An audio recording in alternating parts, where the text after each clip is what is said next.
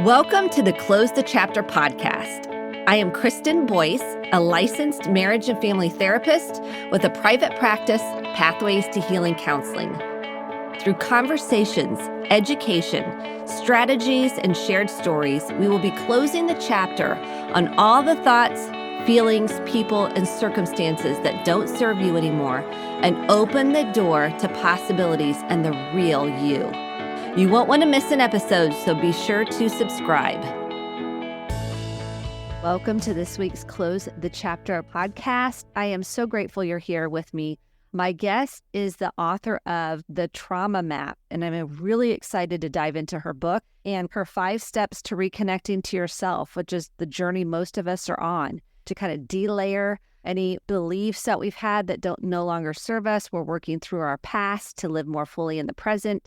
So welcome, Dr. Darsa, to the program. Thank you, Kristen. Thanks for having me. Yes, thanks for joining us. So tell us a little bit about yourself and how you got to write the book, The Trauma Map. Sure. I'm a licensed psychologist. I've been a therapist for close to 25 years. Always been interested in trauma. That was always my passion from the very beginning. For sure, it's because I had to work through my own trauma, like most of us.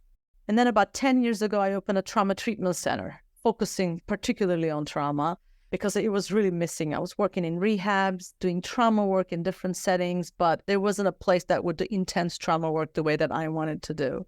And so having that for so many years, working with clients, running the place, I started seeing a lot of themes of what people are really missing in terms of information and in terms of really wrongdoings of the trauma treatment. That's one of the things that really got my attention. Most of my clients would come from different treatment centers or therapists, and they would say, they opened me up and they never closed me down. So that was the main complaint that I heard over the years. And it started really bothering me, almost getting angry at it, going, oh my God, how could people not only not help, but do damage, right? So I said, I'm going to just start writing now sort of the basic things, what I want people to know in terms of clients, right? So if they go to therapy, like what they should expect, what should not be done, what could be helpful and what could be really damaging. And that's sort of what gave me the idea of writing the book. Oh, I love that. That's so true, because clients will come in and they'll just feel so almost re-traumatized from working with another therapist, and they're doing the best they can, but they don't understand maybe how to work with trauma. How do you define trauma? What's your definition of it? Trauma is any situation that leaves the person feeling overwhelmed and sort of powerless, where they feel like they can't do anything and their nervous system really completely shutting down, where they just can't cope with it. So that's the reason why some traumatic situations that everybody would call traumatic situation is not traumatic for some people, yet it is for other people. But having said that, I want to make sure people know it doesn't mean you're weak or something is wrong with you and it traumatizes you. We have our nervous system, we have our background, we have our childhood. All of that can really affect us differently. And that's how it's different than stress. Because we're day-to-day having stress, but not every stressful situation is traumatic. Although every traumatic situation is definitely stressful. That's true. And we can't separate our environment and our mind, because the body and the mind and the environment are all connected. I think that's the other piece that people don't realize. Like, it all impacts you in some form or fashion. Let's talk about the 5 steps and then how you develop the 5 steps to reconnecting with yourself. And I'm thinking your authentic self is the framework of who you really are, not your conditioned self, not who you think you're supposed to be to have belonging and acceptance. Right. And most importantly, I have to back up to even explain that, because to me, what trauma does is it creates a disconnect inside. And the disconnect is in 5 different levels. And that's the reason why I found the reconnect steps on 5 steps as well. So what happens is you either feel disconnected from your body, from your heart, as I call it, which is from your emotions. You might feel disconnect from your brain, your thinking capacity. So those are sort of the internal disconnects that happen, the 3 levels. Head, heart, and body. And then the 2 other disconnects I've been seeing over the years is really from the outside. So it's either outside people, loved ones, family members, other people in general. And the last one is from a bigger picture, meaning either from spirituality, from God, from nature, anything that you feel more like a bigger picture representing us. And so those are the different levels of disconnect I've seen over the years. Some people can have only one area of a disconnect, but many of them can have 5 different levels of disconnect. So when I'm working with people, that's what I'm constantly watching for. Which level of disconnect there is, And based on that, that's where sort of I'm trying to focus on helping them reconnect.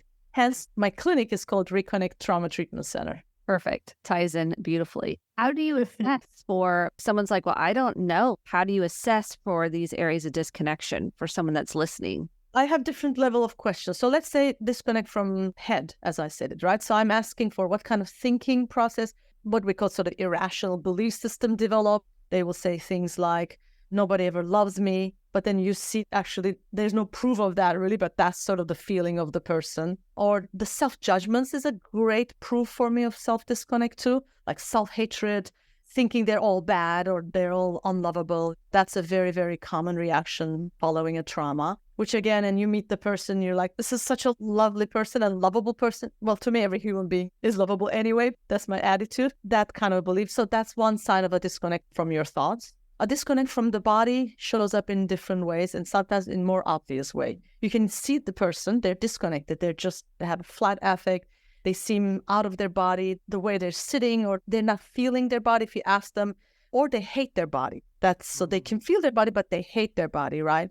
And they think it's because of the appearance. But it's actually usually not really. That's just a superficial symptom that shows up. The real answer is because they just can't tolerate feeling themselves, because it reminds them of a trauma. Especially if a person has had trauma that affects the physical body, either sexual or physical in nature. If they feel their body, they remember the pain. So it's actually a defense mechanism, but that's sort of the disconnect can happen. Addiction is another sign of a bodily disconnect, because people use drugs or over alcohol or food to really not feel their body, to numb it out. So that's from the body. From the emotions, it can show in different, almost opposite ways. Either a person goes numb, you ask them, how do you feel? Have no idea, I just don't feel anything. Or they're overly feeling. They're run by their feelings, emotions, and they can't even use their logical brain anymore. They're just governed by that. Now, this was, again, the internal disconnect. And the outside is isolation from others. Could be one way of disconnect. They can't connect to anyone. They don't trust anyone. All people are bad. Everybody's out to hurt me. Those kind of beliefs could be. And then a sense of loss from God, spirituality, feeling like the universe doesn't have my back because I've never been protected. I don't trust in anything. I'm always going to be unhappy. Those are sort of more the spiritual, bigger picture around disconnects. Let's say someone's like, oh, I got all 5. And what do you say to them? Because, that can bring up shame. That can bring up something's wrong with me. Actually, my most passionate topic is about letting go of the self-judgment. That's what I talk about over and over basis. In fact, I think if you can let go of self-judgment, you are 50% healed of the trauma. Because honestly, it's not so much what happened that causes these pains, but is that how you interpret what happened causes the pain. So how you treat yourself, in other words. So let's say you're abused physically, verbally, in any shape or form.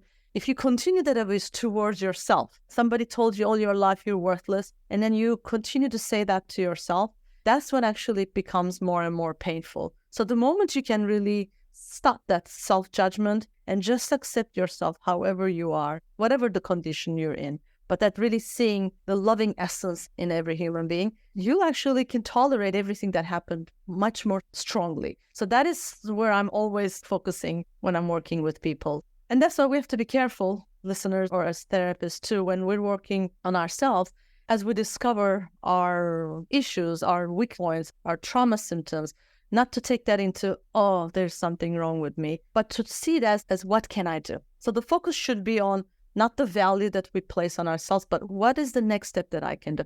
How can I make peace with myself? How can I improve myself? And every time we have to dig in and see what's going on. What am I doing wrong, so to speak? And by wrong, I mean something that's not helpful to me. That doesn't make me a bad person. So the question always, what do I do? What do I do? What do I do? Not what does that mean about me? Because I think right now, self-judgment is really an epidemic. I mean, it always has been, but I really feel like in the teens, I don't personally work with teens, but in my group, there are several therapists that focus on teens, and we are seeing self-hatred of their bodies, how they look, how they feel about themselves. What are you seeing, and what are your thoughts on how we work through self-judgment?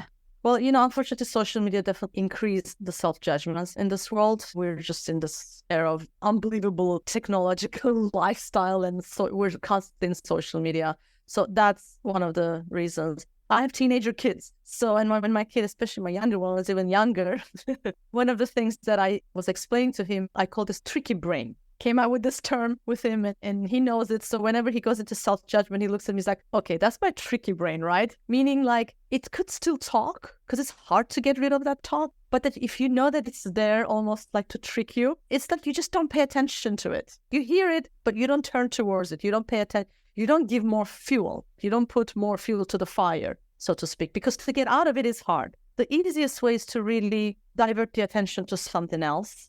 Another thing that's helpful is actually talking to other people about it. Seeing that everyone is struggling with the same thing makes you feel more normal. And that's the beauty of being a therapist, because when I see everyone is struggling the same thing, I'm going, guys, this is just a human condition. It's like we have hair. You have hair, you have eyes. That's a human condition. We're born with it almost, right? So that's sort of the epidemic, the energy of the negativities around us. To fight it, we have to know that's just kind of part of it, but we're not going to pay attention. Another thing I find very helpful is actually, it's a very simple tool, is to find inspirational talks and people and have it sort of on the background as almost podcast or YouTube video, ongoing basis, to feed the brain with more positive words. Because when you're on your own, the negativity is so prevalent that, let's say, I don't know, you're drying your hair, you're brushing your teeth. Instead of just listening to music, maybe find something there for a few minutes. So start day with somebody's words that say something positive to you, some reminder. Especially if you grew up with parents who were judgmental, putting you down. That's the tape that we have in our heads. You have to counter it, right? In order to counter it, you really have to hear the positive wording over and over again. When you're driving, we have a lot of free time. We can use those with just some positive inspirations. Gratitude list is always good. But in the gratitude list, I think also just appreciating yourself. Writing something that you like about yourself. Maybe one thing that you did good that day, or one thing that you like about yourself that day. And again, it depends a little bit on spiritual beliefs, but maybe applying the belief that human beings, there's this loving essence in all of us. And it's not because you have to do something to be loved or to be worthy of love that we are born with that. It's a right. That's how I see it. Unfortunately, some people try to take away from us, right? Parents, abusers, perpetrators, sometimes school teachers. I mean, anyone could be. But it is our birthright. And so embracing that and reclaiming that, believing in that, I think it's important. Yes, I agree. So if we look at these 5 disconnect levels, how do we begin if we want to break those down to heal? Not to go into too much detail, but I want to kind of break down, how do we begin to transform it to a reconnection to self? So if we want to start with, maybe we kind of talked about the body first. How do we begin to love our body and reconnect with our body and like really feel safe in our bodies? Of course, taking care of your physical health is important, because if you're physically healthy, you are more likely to embrace it. I think to really separate the love from the look would be important. A lot of people only love themselves if they look good. And I'm not against looking good, don't get me wrong, but it shouldn't be connected to that. So I see the body as truly is a home, because being grounded, in fact, this is one of my practice, being grounded means being inside of your body. And that allows me to be present, that allows me to function, that allows me not to go into so much negativity. Because if you spend too much time in your head, you're going to go around circles. That's usually the negativity. It's a bit addictive, in fact, the addiction of the thought, as I called it. So I see the body, not focusing on the look of it, but the being inside, bringing my thoughts into my body allows me to actually calm down. It's a shell, if you think about it, it's a protective shell. So if you just see it that way, regardless of how you look, regardless of even if you're healthy or not, but it is still a place where you can bring your thoughts in. So focusing on physical sensations when you have the disease of rumination kind of thought will help to calm the nervous system down. So for that reason, seeing the body as a sacred place. So you see what I mean? Like it's a different perspective than, again, because a lot of people would say, oh, I don't like my body because if I focus on it, I feel fat or I feel ugly and that type of a thing. But when I focus on my body, I'm only focusing on the sensation. So it has nothing to do with how I look or how much I weigh. It's really like a distinction. You're focusing on the sensation, not the thought about how you look. And if you have physical pain, that makes it a bit harder, for sure. But even then, I look more at the functionality too. It allows me to talk. My body allows me to eat. My body allows me to live in this world. My body allows me to hug my children.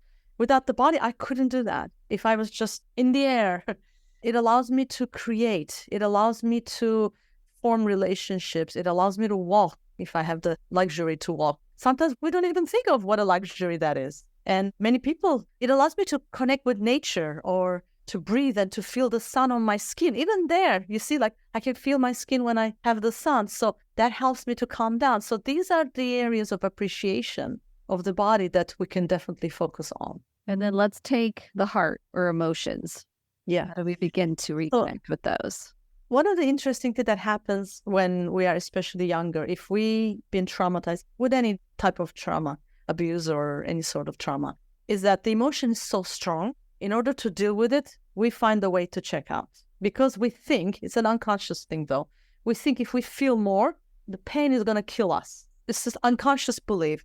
We, of course, logically know that we're not going to die, especially as an adult. But as a child, when you're overwhelmed, you think you're going to die. And so that fear stays with us so much so that even when we're out of abuse situation, even people who are now in healthy lifestyles and good relationships, they're not being abused anymore, they have great people that love them, still this unconscious belief of, if I allow those feelings to come to the surface, I'm not going to make it. It's there. So one of the ways that I worked on it gradually is actually really knowing that it's not going to kill me. So I started to say things like, I can handle emotions now. But even then, you want to open emotions very gradually. It's not something where you just open the whole thing and get overwhelmed. And next thing you know, you're going to want to hurt yourself in some way because you're going to want to get. So just really allowing the feeling a little bit at a time. So maybe catching yourself throughout the day. Let's say when you have a stressful situation, your first thing is you want to eat chocolate or you want to vegetate in front of TV. Instead of doing that, maybe take 5 minutes at first. Just 5 minutes. Go, okay, just a validation of I'm overwhelmed. This is a lot of feeling. I'm not sure if I can tolerate it, but let me just kind of notice that and apply some form of love, some form of validation and empathy to myself. I'm sorry that I'm feeling this much. This was a lot. I had a really tough day, or I had all my traumatic memory come to the surface. Anything can happen. Or somebody really hurt me today. That stuff, I'm sorry. And then knowledge, okay. And that's all I can take. Now I can watch my TV because I want to check out. But just adding that few minutes there and gradually increasing your capacity for it. I do that a lot with writing too. Maybe write the feeling out, just let it out. But pretending like it's not there, pretending like it's not bothering me, or I never want to ever touch that is not going to help us to increase our capacity. We have to be able to tolerate more and more with time. But gentle approach, empathic approach. And if you have somebody who's empathic and non-judgmental in your life, that's even better. I'm lucky to have some few people in my life that I know I can go to them with anything, with shameful stories, embarrassing feelings, and they'll be just like, it's okay. I still love you and you're a human being. So to hear that is a reminder for me to say that to myself. So you take that in and apply it to yourself. Or if you're good at other people, because we are often less judgmental to others than ourselves. This is a common thing. So then maybe imagining if your best friend is going, or if your child is going through what you're going through, what would be the thing that you would tell this person? And then apply the same word to yourself. So it's a slow, but consistently, definitely you can improve it. Those are very helpful and practical ways to look at the heart and emotions and healing those. So let's take the third one, which is the thinking, the brain, the thinking. Because I think this one's hard because people can get in what we call ruminating thoughts, looping thoughts. They feel stuck in the thought and they can't get out of it. Yeah. Because of the portion in the thinking. It's actually really, I think the more technology we have, the more ruminating thoughts we have, because we are constantly in front of the screen. We spend so much time in our left brain, which is our thinking brain. We're constantly going around and around about, I have to do this and this. It's just the Western culture, especially like living in the States, I'm talking about that. So to reduce the thinking actually is first step. So rather than just reducing the negative thinking, overall to reduce the thinking really helps us to get out of that stuckness. So hence comes in the body. So when you find yourself, I can't stop thinking about it, just really being in the moment and just, first of all, orienting to the outside. Okay, where am I right now? I'm looking around. Okay, I see my painting here. I see the door, bottle, the juice I brought in this morning. Just really slowing it down, focusing on the here and now. And then from there to gradually come into the physical sensation. As I'm talking to you, I can feel like this part of my hand is somehow cold. The inside of my hands are warmer. Or I feel my feet on the ground. Just every so frequently to do this for a couple of minutes will actually build the capacity to think less and to stay with the physical sensation more. Just a few minutes ago, I mentioned it's like there's truly thought addiction. I think we're really addicted to thinking. So we think if we don't think, if we don't produce, we're not being useful. Our culture is against just sitting down and being.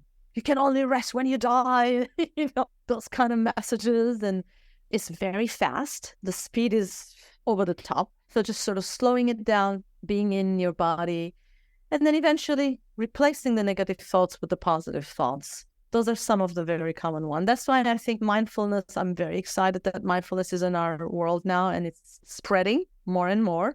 There's a reason why in the Eastern culture, Buddhism, they practice that thousands of years. And finally, we're kind of interested in it. How do you define mindfulness, just real quick before we get to the other two? External disconnection? Yes. For those that may not be aware. Mindfulness is about being aware of the present moment without judging, without going into the past, without going into the future, and without judging whatever you're thinking. So it's just really being aware. So as I'm talking, my stomach is hurting, and it's not good or bad. It's just I'm aware. It's like, how interesting. Okay, my stomach is hurting. I'm aware of it. I'm not going to attach any judgment to it, and I'm not going to try to get rid of it, because mindfulness is also about just noticing it and not trying to run away from it. And then now I'm thirsty and I'm drinking water. As I'm drinking water, feeling the water in my mouth, feeling the water go through my throat, and just really being here. And so that practice builds like a muscle, so to speak, of bringing your thoughts back into the present moment.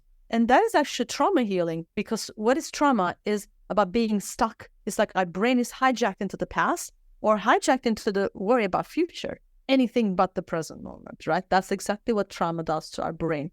It impacts it chemically. So if we train ourselves to come, that's why I keep using the word muscle. It's like a workout. You can strengthen yourself. And the more you practice, the better it gets. It's not a one-day thing, for sure. I don't believe in one-day solutions, to be honest. You have to practice it regularly. I agree. A client will say, well, I tried the deep breathing. Well, how many times? Well, I did it once and it didn't work. I'm like, okay, well, we got to, just like you said, it's like going to a workout. You got to keep at it and notice how that feels every time. Connect to the sensations in your body. So I love this. Okay, so let's look at the outside. This is external disconnections. Okay, we did the internal. Now we're doing the external. And that was people. We talked about isolation and really disconnection from people. Can you share more about how to heal that? Sure. And that disconnect could also show in a different way, where you become so needy, codependent of other people, right? You either don't want anyone, you're isolating, or you think you can't live alone. There's this really addiction almost, right? Again, to other people. So both, to me, it's actually really the same thing. It's truly the same coin, just the flip side of it. And that usually comes from relational traumas, right? Relational traumas are usually comes from childhood, parents or their loved ones, caretakers, that hurt you, abuse you in some way. And then, of course, you have a hard time to trust other people. So it takes a while. I think that's where therapy comes in really beautifully, because in therapy is a relationship. It's not so much the technique that a therapist does.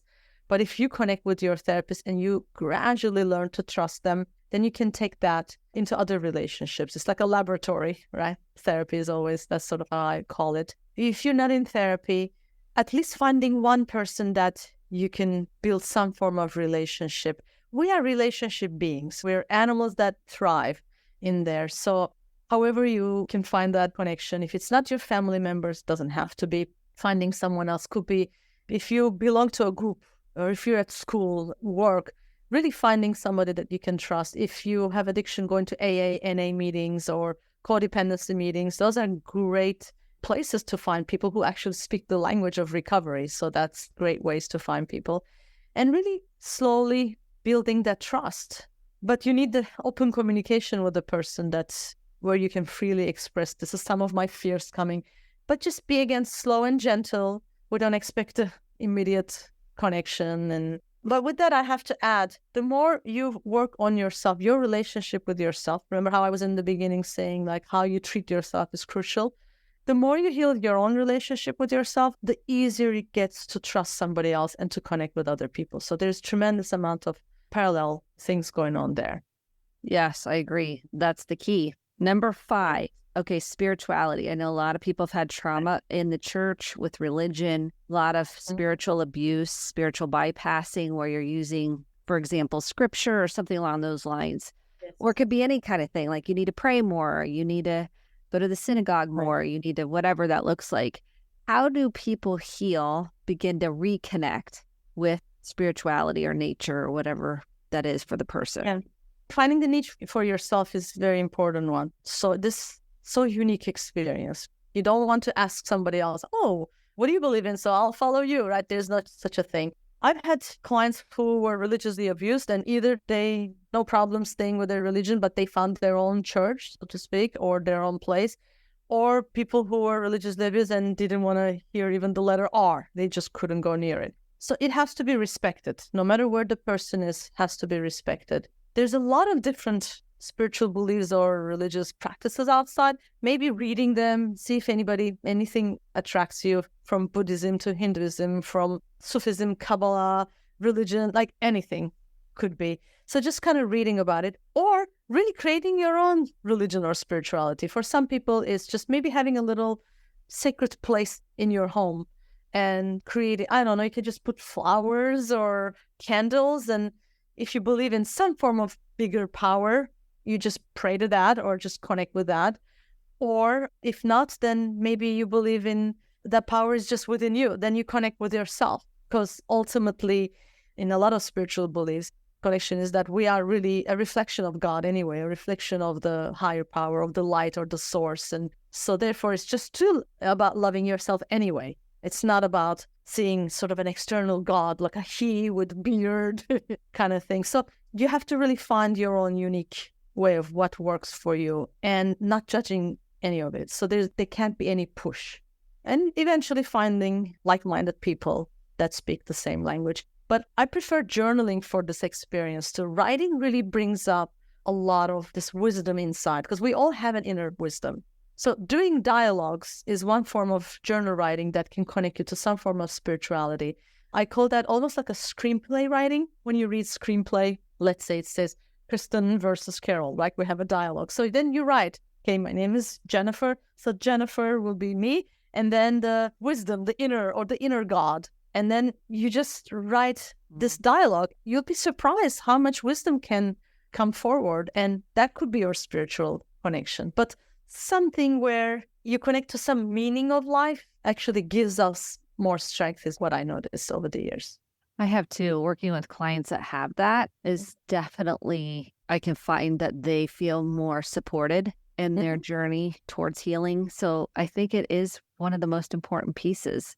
I think the journaling is so, obviously, I'm a big believer in it. I love it because you see something come through that you didn't expect maybe to even know, or this wisdom that comes through. It's really powerful. I ask questions and I wait a minute, and then I start writing this. I'm like, oh my God, I'm wise. Like, where's that coming from? So any question eventually comes in my journals or also in my dreams. Dreams are another great way to ask for questions. Sort of go to bed with the last question, like, okay, I want some answers about what kind of spiritual connection would be my best fit. And then you sleep on it. And then you notice messages either during the day or messages from your dreams. Somewhere, something sort of show up eventually. Yes, that's powerful. How do you feel like acceptance is part of healing and trauma work? Acceptance of who you are, acceptance of the reality as it is. Talk to me about acceptance in trauma healing. Sure. Well, because again, I was saying that if you're abused, chances are you will continue to abuse yourself, right? That also means you're not accepting yourself, to me.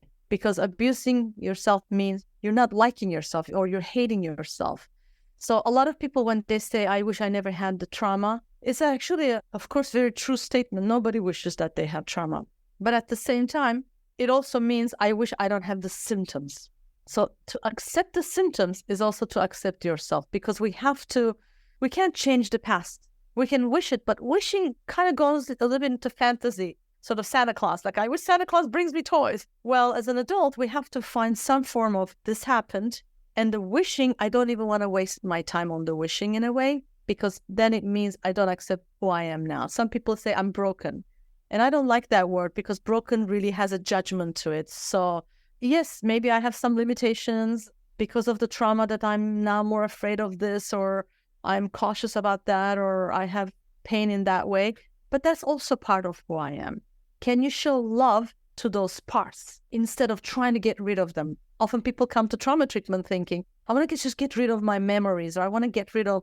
That's not trauma healing. The trauma healing is to just make peace with what happened, love yourself despite of everything, and really knowing that it's not your fault. Trauma actually is truly means something outside happened to you. That is not your fault, no matter how much you think it is. It really is not. And then so how can you just love yourself with all the symptoms that you have? What are your thoughts when someone says, I just can't love myself. I hate myself. I feel like I'm unworthy. Nobody's going to ever love me. And what do you say to that person? Where should they start? Or where could they start? Let's reframe that. Where could they start? Yeah, I mean, you can challenge the thoughts, but it only goes so far, unfortunately. I still like it because I think it's an important thing, right? That's sort of the cognitive way, challenging it and saying why you don't like yourself and finding the counter arguments, right? Again, kind of coming back. My spiritual belief is we are all worthy people. So that helps me to help that. But when it's so severe, sometimes that means you will have to really do trauma work, because it's not that you're born with that self-hatred. It's truly, a baby is not born going, I hate myself. They really don't have that. So that means something happened. So that also means we have to kind of address what happened and what are the messages. And many times that might be not even their own words. They think it's their own word, but it's maybe somebody else's message that they internalize. So how can you separate yourself from the messages that you got from outside, from the messages that you got from your abusers, and finding yourself there? So it takes a while. But if you know that it's trauma related, you are more likely to understand it. If you think, no, this is who I am, like I'm worthless, that makes it harder. That's the reason why psychoeducation is huge. And again, that's one of the reasons why I actually wrote my book, because in there, it tells you about, okay, if you have trauma, chances are you're going to hate yourself. If you were raised by loving parents in a loving environment and you were giving value, there's no way you can hate yourself. You cannot find a child who came from this loving environment and goes, I hate myself. They will love themselves. That's what they saw. So knowing that, understanding the impact of trauma truly is important. I say that because sometimes people come in and go, oh, but my trauma was 30 years ago. Like, no, I understand my parents did their best. No, you think you understand, but your inner child is still very much impacted by that. So talking to that little one inside, not just to the adult, because the adult go, okay, fine, I like myself. But the little kid inside still feels, they abuse me. That means I'm not lovable. The child doesn't understand the difference, doesn't know how to blame it on the parents. Or I'm sorry that I keep saying parents. I'm a parent myself. I don't mean it in that way. But that's just the reality. That's the reality of what we work with. And when someone comes in and says, I had a perfect childhood, or I'm like, nobody's perfect. I'm a parent. I'm 1,000,001 ways that I have misstep because of my humanness. And learning to acknowledge that, offer empathy, process. How do you feel when I got short just now? What came up for you? Learning to have this open dialogue and let the child have a voice. Most of us didn't get that opportunity.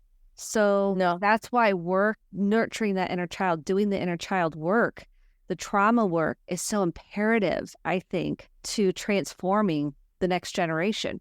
Yes. And journaling comes in very handy in there too. Again, writing to your little one inside, talking to her, him, them as adults.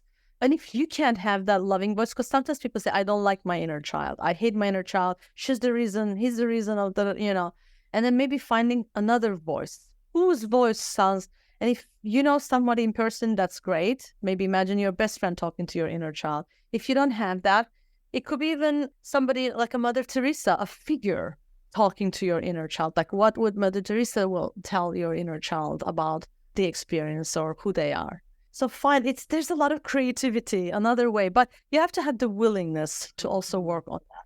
One of the things that when I realized how much I was judging myself years ago, because I've been working on myself since I'm 18, I kind of put like this statement into my head. And my statement was, I have no choice but love myself. So the moment I say anything negative to myself, I'm like, nope, you're not allowed. Like I just cut it off right away. try to find my humanness and say like all humans are the same. I'm no different than anyone else. And just applying love, daily practice. And over the years, I got better and better at it. Oh, I love that. It definitely is a practice for sure. So where can someone find you? Where can they find your book, The Trauma Map? Where can they learn more about you? The Trauma Map is on Amazon, audiobook or ebook or printed book. And actually, I did the audiobook, so it's my voice. Because I have an accent, I didn't want another accent to read my book. I want it to be authentic. I love it because I love it when the author reads their own book. Yeah. There's a connection in my nervous system that goes, okay, I can get to know you. So yay, I'm excited. Yeah, so that's what I did. And in terms of where to find me, I'm not such a big social media person, but I still have Instagram, Karol Darsa _reconnect or The Trauma Map. I also have a YouTube channel. I haven't done in the last year much, but I have over 50 videos. So if you want to learn things, I like teach grounding techniques there. I teach about tapping techniques, different breathing stuff, or psychoeducation about trauma. That's can also find it either Trauma Map, or if you just say Karol Darsa, I think, or Dr. Karol Darsa, you can find me there too. Wonderful. And we can put that in the show notes too. So we can put the links there. Is there anything you wanted to share that we did not cover about trauma healing? Yes, I think the important thing is to know that trauma doesn't have to be something huge like sexual trauma or physical trauma or war, but actually smaller traumas such as relational traumas are the most impactful one that people know the least. So having had an absent parent, even though they never hit you, they never hurt you, you had money and food at the table, but they were just emotionally unavailable, could be also traumatic. And that's an important information that I want all listeners to know. That is very, very important. It's what happens inside of us, not what happens to us. And so I think what you're doing is healing what happens inside, what you feel about yourself inside and about the world around you. So that's why I love you broke it down to internal versus external. That was really helpful. So thank you so much for joining us and being on the show today. And I am so grateful for the work you're putting out in the world. Thank you very much for inviting me again. I'm really happy to be here. Thank you. Thank you so much for listening to the Close the Chapter podcast. My hope is that you took home some actionable steps along with motivation, inspiration, and hope for making sustainable change in your life. If you enjoyed this episode, click the subscribe button to be sure to get the updated episodes every week and share with a friend or a family member. For more information about how to get connected, visit Kristen, KRISTEN, DBoice, BOICE.com. Thanks and have a great day.